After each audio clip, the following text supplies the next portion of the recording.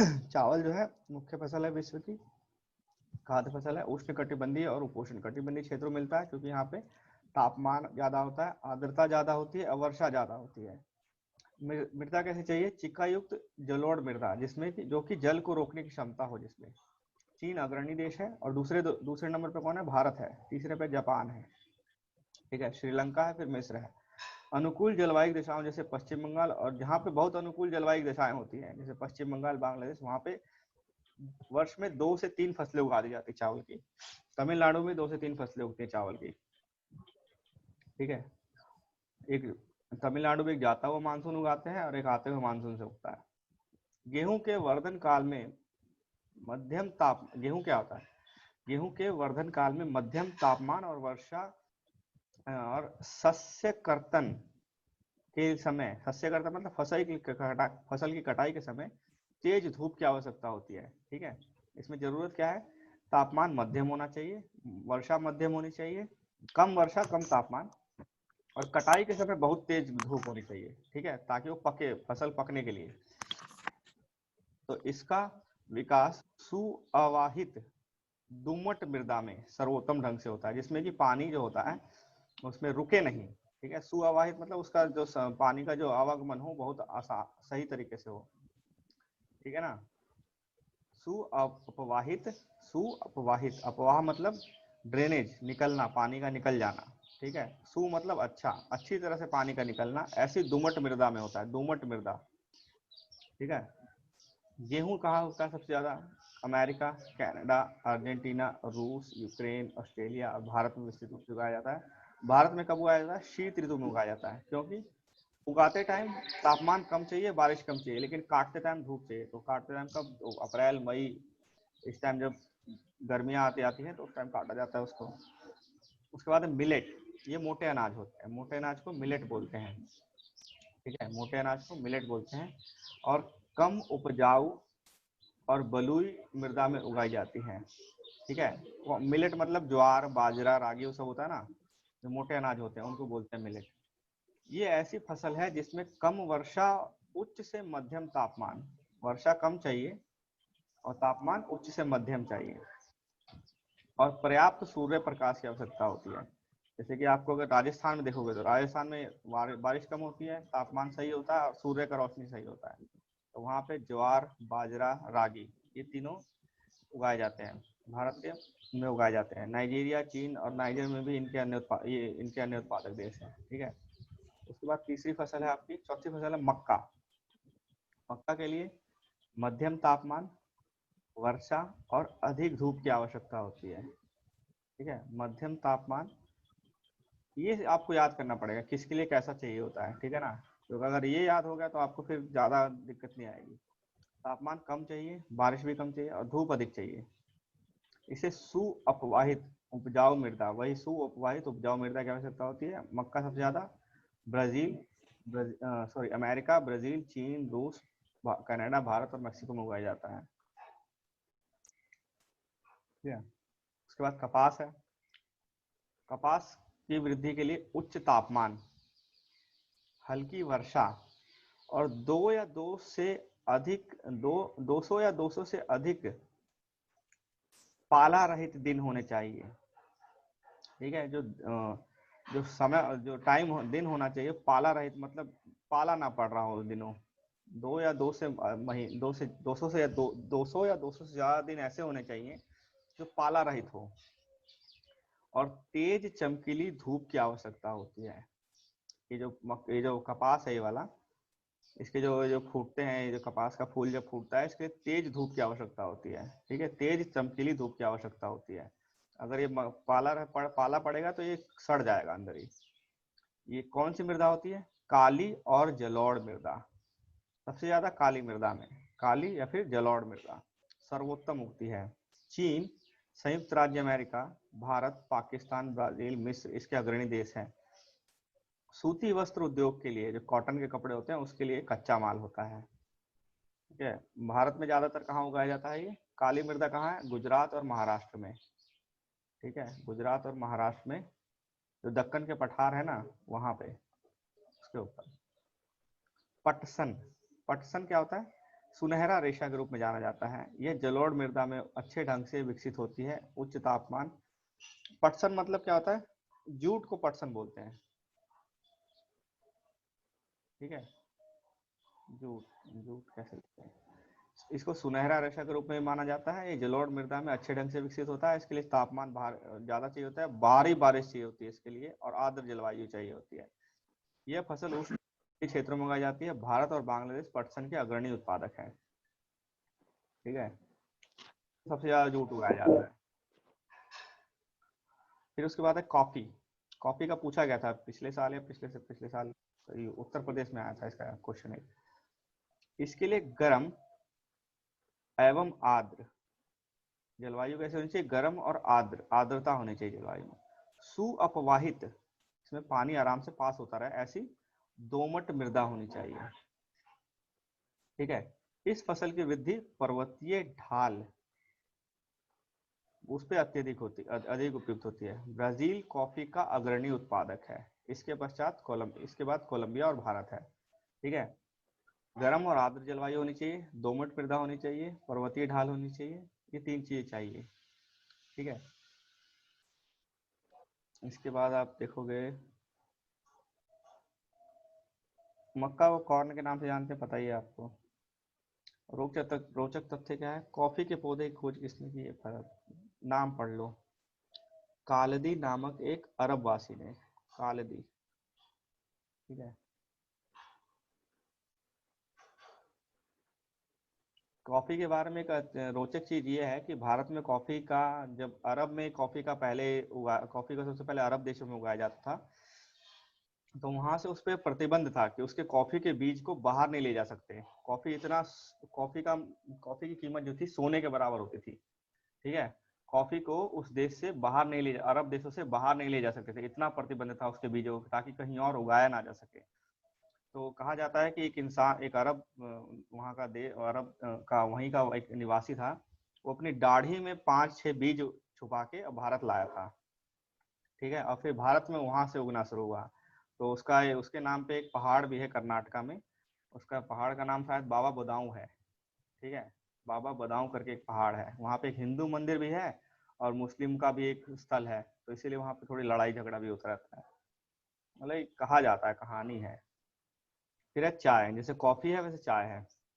बागानों में उगाई जाने वाली चाय एक पेय फसल है। इसकी कोमल पत्तियों की वृद्धि के लिए ठंडी जलवायु और वर्ष भर, कॉफी के लिए गर्म जलवायु चाहिए थी, गर्म और आर्द्र। इसके लिए ठंडी जलवायु और वर्ष भर समवितरित उच्च वर्षा की आवश्यकता होती है। वर्ष भर, पूरे साल पूरी तरह से समान वितरण वाली उच्च वर्षा की आवश्यकता होती है। इसके लिए सुअपवाहित मृदा, वही है दोमट मृदा है, मंद ढाल की आवश्यकता होती है। ढाल भी होनी चाहिए, जैसे कॉफी में ढाल होती है वैसे इसमें भी ढाल होनी चाहिए।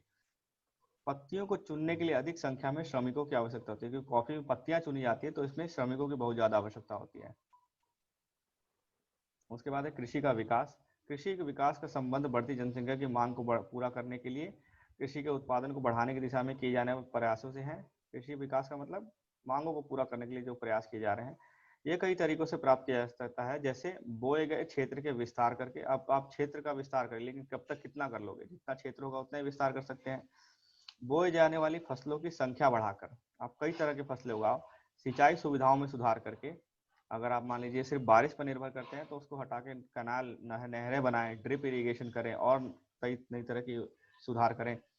उर्वरकों और उच्च उपज देने वाले बीजों का प्रयोग करके, ठीक है। कृषि का मशीनीकरण करके भी कृषि के विकास का एक अन्य पहलू, कृषि का विकास किया जा सकता है। कृषि के विकास का चरम लक्ष्य खाद्य सुरक्षा को बढ़ाना है, ठीक है। बीपीएससी मेंस का क्वेश्चन था ये पिछले साल का। इसमें थोड़ा अलग से दिया था लेकिन मतलब यही था क्वेश्चन का। कृषि का, अब देखिए आप ये जो पॉइंट लिखे गए हैं, आप इसको 2 पेज पे इन पॉइंट को आप आराम से एक्सप्लेन कर सकते हैं, समझ रहे हो। 1 या 1.5 पेज पे तो कर ही सकते हो कि क्षेत्र में विस्तार करें, फिर बताना पड़ेगा अभी क्षेत्र कितना है, कितना क्षेत्र और विस्तार किया जा सकता है। फिर सिंचाई की सुविधाएं बिहार में कैसी है? ज्यादातर जो सिंचाई है वो बारिश से होती है, तो हम इसको नहरों और ड्रिप इरिगेशन से कर सकते हैं। उर्वरकों और उच्च उपज वाले बीज का प्रयोग करके, उनका वितरण करके, सब्सिडी देके उसके ऊपर वो कर सकते हैं। मशीनीकरण करके, क्योंकि जो खेत हैं सब छोटे छोटे हैं, खेतों का जो खेत है वो छोटे होते चल जा रहे हैं, परिवार में जैसे जैसे बंटवारा होता चल जाता है, खेत छोटे छोटे होते जाते हैं। मशीनें अगर इस पे अच्छी उस तरह की मशीनें अगर लगाई जाएं जो इन छोटे खेतों के लिए उपयुक्त हो, तो ज्यादा बढ़ावा दे सकते हैं हम कृषि को। तो ये मतलब आप इस सिर्फ इस पैराग्राफ को ही आप एक्सप्लेन करोगे तो आप 2 पेज लिख सकते थे। ठीक है।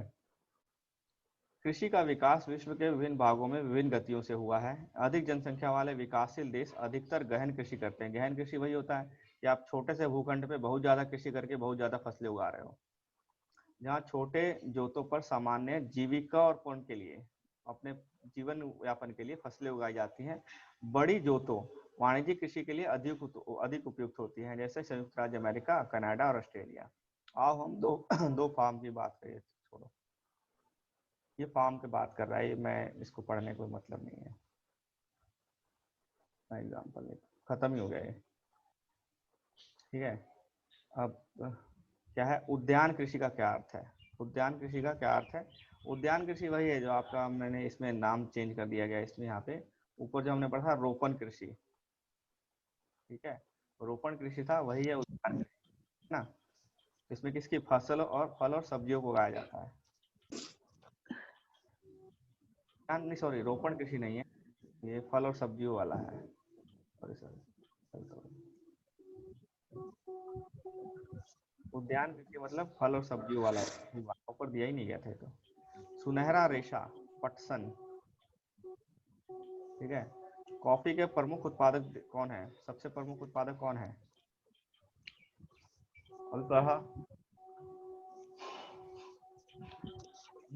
हाँ, ब्राजील। ब्राजील, ठीक है। तो कारण बताना है ये सब चीजें। इसके बाद नेक्स्ट चैप्टर क्या है, फटाफट चलते हैं नेक्स्ट चैप्टर पे। उद्योग, जैसे हमने अभी कृषि पढ़ा, उसके बाद है उद्योग। क्या आपने कभी विचार किया है कि लिखने की अभ्यास पुस्तिका को जो आप इस्तेमाल करते हो कहाँ से आई है? ठीक है। वृक्ष की लकड़ी को काटा जाता है, संसाधित किया जाता है, लुगदी बनाया जाता है, लुगदी को फिर रासायनिक द्रव्य के साथ मिलाया जाता है, मशीनों द्वारा कागज बनता है लास्ट में। ये कागज फिर प्रेस में जाता है और वहाँ रसायनों से निर्मित स्याही का इस्तेमाल करके रेखाएं छापने का काम किया जाता है। इसके उपरांत उसको बांध कर पैक करके बिक्री के लिए बाजार में भेजा जाता है, अतः आपके हाथ में पहुंचती है। तो पेड़ों को काटने से लेकर आप तक पहुंचने के बीच में काफी उसको चीजों से गुजरना पड़ता है। ठीक है। ये द्वितीयक क्रियाकलाप में आते हैं, जो उद्योग है वो द्वितीयक क्रियाकलाप में आते हैं। द्वितीयक क्रियाकलाप क्या होते हैं? द्वितीयक क्रियाकलाप या इनको विनिर्माण बोलते हैं। द्वितीयक क्रियाकलाप या विनिर्माण, इसमें क्या होता है, कच्चे माल को लोगों के लिए अधिक मूल्य के उत्पादों के रूप में परिवर्तित किया जाता है। जैसे आपने लोहा निकाला, ठीक है, लौह अयस्क का खदान था, लौह अयस्क, इसको खदान को खनन किया, तो ये खनन किस प्रक्रिया में आता है? ये प्राथमिक है।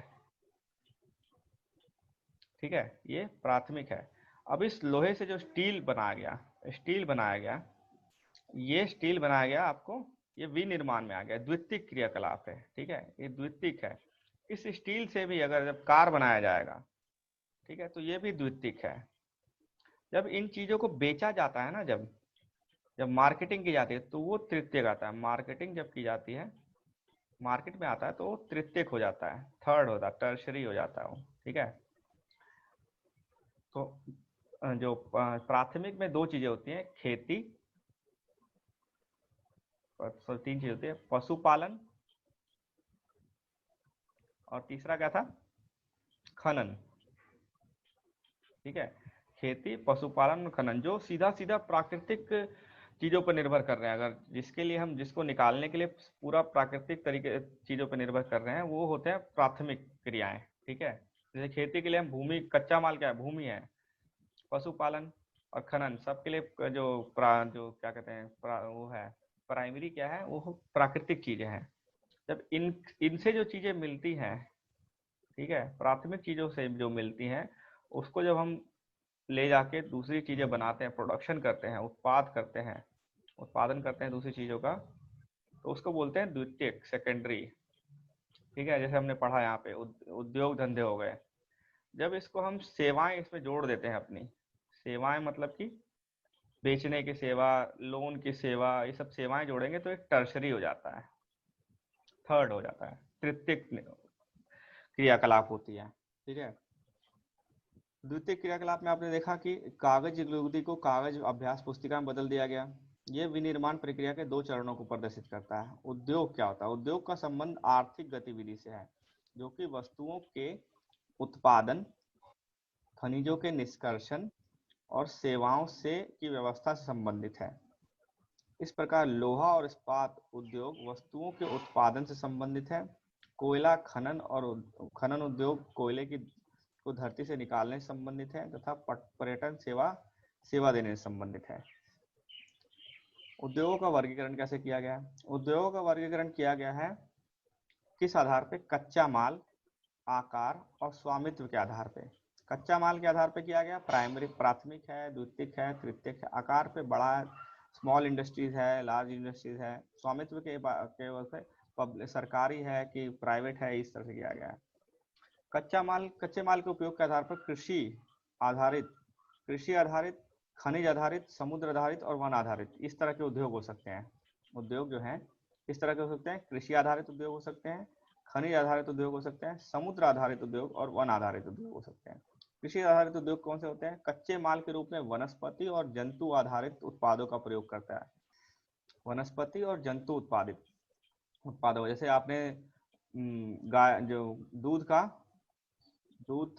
दूध से आपने पैकेट में बना दिया उसको, गाय के दूध का पैकेजिंग कर दी उसको, ठीक है, और फिर बेचा उसको। तो इसका पैकेजिंग करने के लिए पूरा प्रोसेस करना पड़ता है दूध को, तो वो उद्योग हो जाता है एक तरह से।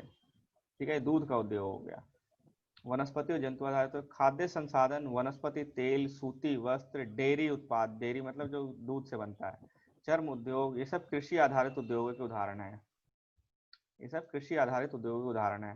फिर खनिज आधारित कौन कौन से होते हैं? जो प्राथमिक उद्योग, खनिज आधारित उद्योग प्राथमिक उद्योग है। ठीक है, ये प्राथमिक उद्योग है जो खनिज अयस्कों का उपयोग कच्चे माल के रूप में करते हैं। इन उद्योगों के उत्पाद अन्य उद्योगों के लिए पोषण करते हैं। यहाँ से जो उत्पाद मिलता है वो अन्य उद्योगों के पास जाता है। ठीक है, अयस्क से निर्मित लोहा खनिज आधारित उद्योग का उत्पाद है, और ये फिर लोहा कहा जाता है, यह कई अन्य उत्पादों के विनिर्माण के लिए कच्चे माल के रूप में, जैसे स्टील, भारी मशीनरी, भवन निर्माण सामग्री, रेल के डिब्बे बनाने, इसमें किया जाता है लोहे का इस्तेमाल। ठीक है, उसके बाद है समुद्र आधारित उद्योग, सागरों और महासागरों से प्राप्त उत्पादों का उपयोग कच्चे माल के रूप में करते हैं। सागर से जो हमें उत्पाद मिलता है उसका उपयोग कच्चे माल के रूप में करते हैं। समुद्री खाद्य प्रसंस्करण, जो प्रोसेस किया जाता है उद्योग, और मत्स्य तेल निर्माण, इसके कुछ उदाहरण हैं। ठीक है, समुद्र से जो भी चीजें हम मिलती है उससे हम जब खाद बनाते हैं, ठीक है, समुद्री उत्पाद से हम जब खाद बनाते हैं वो उसका उदाहरण है। अब मछली से हम मछली तेल बनाते हैं, उसका उदाहरण है। ठीक है, समुद्र आधारित उद्योग का उदाहरण है। वन आधारित उद्योग, वनों से प्राप्त उद्योग जो होता है, जैसे हमने कागज का पढ़ा था, कागज, औषध, रसायन, फर्नीचर, भवन निर्माण, ये वन आधारित उद्योग है। ठीक है, उसके बाद आकार के आधार पर कैसे बांटा जाता है, पूंजी कितनी लगाई गई है। ठीक है, उद्योग के आकार का तात्पर्य है निवेश में की गई पूंजी की राशि, नियोजित लोगों की संख्या और उत्पाद की मात्रा। कितना हम पूंजी लगा रहे हैं, कितने लोग काम कर रहे हैं और कितना उत्पाद हो रहा है। आकार के आधार पर 2 भागों में मुख्यतः बांटा गया है, लघु आकार के उद्योग और बृहत आकार के उद्योग। अब इकोनॉमिक्स में पढ़ोगे तो लघु को 3 भागों में बांट दिया गया है। ठीक है ना इकोनॉमिक्स में है सब, लघु आकार के उद्योग और बृहत आकार के उद्योग। कुटीर और घरेलू उद्योग छोटे पैमाने के उद्योग हैं जिसमें दस्तकार के द्वारा उत्पादों का निर्माण हाथ से होता है। कुटीर या घरेलू हाथ से किया जाता है, टोकरी बुनाई, मिट्टी के बर्तन, जो भी ये सब किया जाता है। बड़े पैमाने के उद्योग जो बड़ी मात्रा में वस्तुओं का उत्पादन करते हैं, उनकी तुलना में छोटे पैमाने के उद्योग कम पूंजी और प्रौद्योगिकी का प्रयोग करते हैं। छोटे वाले जो उद्योग होते हैं उनको पूंजी कम लगती है और प्रौद्योगिकी जो होती है वो निम्न स्तर की होती है, ज्यादा बड़ा कोई टेक्नोलॉजी नहीं लगाया जाता उसमें। बड़े पैमाने के उद्योगों में पूंजी का निवेश अधिक होता है। अब प्रयुक्त प्रौद्योगिकी उच्च स्तरीय होती है, जो प्रौद्योगिकी होती है, टेक्नोलॉजी होती है, वो बहुत हाई लेवल की होती है। ठीक है, रेशम बुनाई और खाद प्रक्रमण उद्योग लघु पैमाने के उद्योग है। ऑटोमोबाइल इंडस्ट्री जो है, भारी मशीन जो है, बड़े पैमाने के उद्योग है। अब इसके बाद है स्वामित्व के आधार पर जो कैसे बांटा जाता है। स्वामित्व के आधार पर निजी और राज्य स्वामित्व होता है या सार्वजनिक क्षेत्र होता है, संयुक्त क्षेत्र और सहकारी क्षेत्र में बांटा गया है। ठीक है, निजी, राज्य स्वामित्व या सार्वजनिक क्षेत्र, संयुक्त क्षेत्र या सहकारी क्षेत्र, इन चार भागों में बांटा गया है। निजी क्षेत्र के उद्योग का स्वामित्व जो संचालन जो होता है वो एक व्यक्ति द्वारा या कुछ व्यक्तियों के समूह द्वारा किया जाता है, प्राइवेट इंडस्ट्री जो होती है। सार्वजनिक क्षेत्रों के उद्योगों का स्वामित्व कौन करता है? संचालन सरकार द्वारा होता है, जैसे Hindustan aeronautical limited, steel authority of India. संयुक्त क्षेत्र उद्योग, जो संयुक्त क्षेत्रों का उद्योग है उसका स्वामित्व और संचालन राज्यों और व्यक्तियों अथवा व्यक्तियों के समूह द्वारा किया जाता है। राज्य और व्यक्तियों या व्यक्तियों के समूह द्वारा, मतलब कंबाइंड होता है, मिश्रण दोनों। जैसे जो हमने ऊपर राज्य वाला पढ़ा था, राज्य उद्योग प्लस प्राइवेट उद्योग, इन दोनों कंबाइन है, इसमें प्राइवेट लोग भी होंगे और राज्य के वो भी होंगे। ठीक है, जैसे मारुति उद्योग लिमिटेड, ये क्या है? मारुति में सरकार का भी हिस्सा है और प्राइवेट हिस्सा भी है, संयुक्त क्षेत्र है ये। ठीक है, संयुक्त क्षेत्र है। सहकारी में क्या होता है? उद्योगों का स्वामित्व और संचालन सहकारी अलग है। सहकारी क्षेत्र के उद्योगों का स्वामित्व और संचालन कच्चे माल के उत्पादकों, कामगारों अथवा दोनों द्वारा होता है। ठीक है, जो कच्चा माल ला रहा है और जो कामगार है और जो भी उसमें इन्वॉल्व है, उस सबका स्वामित्व सबके पास होता है उसमें। ठीक है, स्वामित्व जो होगा कुछ के पास नहीं होगा, सबके पास होगा जो उस इंडस्ट्री में काम कर रहा है। जैसे आनंद मिल्क यूनियन, जो अमूल हम दूध पीते हैं, अमूल आनंद मिल्क यूनियन लिमिटेड, या फिर बिहार में सुधा है। ठीक है, सुधा। ठीक है, वो सहकारी उपक्रम के उदाहरण है। ठीक है, इसमें सभी लोगों का स्वामित्व होता है और शेयर सबके पास जाता है। उद्योग की अवस्थिति को प्रभावित करने वाले कारण। ठीक है, उद्योग कहाँ लगाया जाए, ये क्वेश्चन यूपीएससी मेंस का था। ठीक है, यूपीएससी मेंस में जनरल साइंस में क्वेश्चन पूछा गया, जनरल स्टडीज में क्वेश्चन पूछा गया था ये। उद्योग की अवस्थिति को प्रभावित करने वाले कारक कौन से हैं? वे कारक जो उद्योगों की अवस्थिति को प्रभावित करते हैं वो कौन कौन से? कच्चे माल की उपलब्धता, भूमि, जल, श्रम, शक्ति, पूंजी, परिवहन और बाजार। आप कोई इंडस्ट्रीज कहाँ पे लगाओगे, किस बात पे निर्भर करता है? वो इन कुछ कारणों पर निर्भर करता है, कारकों पर निर्भर करता है कि अगर आप ऐसी जगह इंडस्ट्री लगा रहे हैं जहाँ पे कच्चा माल मिल ही नहीं रहा, आपको कच्चा माल आपको दूर से लाना पड़ रहा है, तो आपको फायदा कम होगा। ठीक है, अगर झारखंड में आप स्टील इंडस्ट्री लगा रहे हो तो फायदा होगा, क्योंकि वहाँ पे कोयला, पानी और लौह अयस्क तीनों मिल जाएगा वहीं पे आसपास में। जो भी आप स्टील इंडस्ट्री देखोगे, जैसे बोकारो स्टील सिटी हो गया या फिर कोई जो भी स्टील प्लांट है, वो इन एरिया में होता है। छत्तीसगढ़, झारखंड, मध्य प्रदेश, इन्हीं इलाकों में, उड़ीसा, इन्हीं जगह पे है स्टील के प्लांट जो है। ठीक है, तो डिपेंड करता है कच्चा माल मिलता है कि नहीं मिल रहा वहाँ पे। ठीक है, दूसरा वहाँ पे लेबर कैसी है, जो मजदूर है वो श्रम का मतलब वो कम पैसे में मिल रहा है आपको कि ज्यादा पैसे मिल रहा है। अगर आपको लेबर कॉस्ट ज्यादा पड़ रही है जिस जगह पे, तो उस जगह पे आप इंडस्ट्री नहीं लगा सकते। ठीक है, फिर है पूंजी, उस जगह पे लोग लगाने के लिए पूंजी है भी कि नहीं है। जैसे कि बिहार और जब महाराष्ट्र की बात करें तो उद्योग ज्यादा बिहार में क्यों नहीं लगे, क्योंकि महाराष्ट्र में जो लोग पहले से रह रहे थे वो पूंजीपति थे, तो वहाँ पूंजी लगाई उन्होंने अपनी जगह पे और बना लिया। यहाँ पे लोग पूंजीपति नहीं थे। उसके बाद आप जो तीसरा है भूमि, पता भूमि है, आपको उतना बड़ा भूमि मिलना चाहिए, जमीन मिलनी चाहिए। ठीक है ना, ये तो जरूरी चीज है। उसके बाद है विद्युत, आपको अगर कोई उद्योग लगाना है तो विद्युत की बहुत आवश्यकता होती है। बिजली की तो आवश्यकता है ही। बिजली किस रेट पे मिल रही है, सरकार की क्या पॉलिसी है, वहाँ पे नीतियाँ क्या है, सरकार कितना सब्सिडी दे रही है, सरकार कितना पॉजिटिव है उस चीज के लिए, ये सब डिपेंड करता है। फिर आप सामान लाने और ले जाने के लिए जो परिवहन है वो कैसा है, सड़क है भी कि नहीं है, रेल लाइन है भी कि नहीं है, और है सस्ता है कि महंगा है। ठीक है, उसके बाद संचार, कम्युनिकेशन, मतलब कि उसके बाद है आपने सामान बना लिया, फिर उसके बाद जल की भी है, जल भी चाहिए उद्योगों के लिए। उद्योगों के लिए जल बहुत जरूरी होता है। कुछ उद्योगों के लिए जल कच्चा माल के रूप में उपयोग किया जाता है, कुछ उद्योगों में जल को साफ सफाई के लिए या फिर किसी चीज के लिए उपयोग किया जाता है। तो जल तो जरूरी होता है। तो जल की कमी पूरी, मतलब जल की आपूर्ति कैसे हो रही है वहाँ पे, किस रेट पे हो रही है, प्राइस कितना लग रहा है उसको, कॉस्ट कितना लग रहा है। उसके बाद है जब सब बन गया, बेचोगे कहाँ। आप बना रहे हो बिहार में, अब बेचना है आपको दिल्ली में, ठीक है।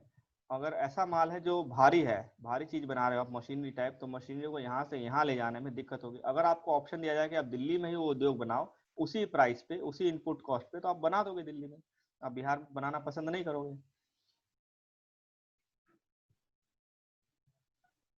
ठीक है।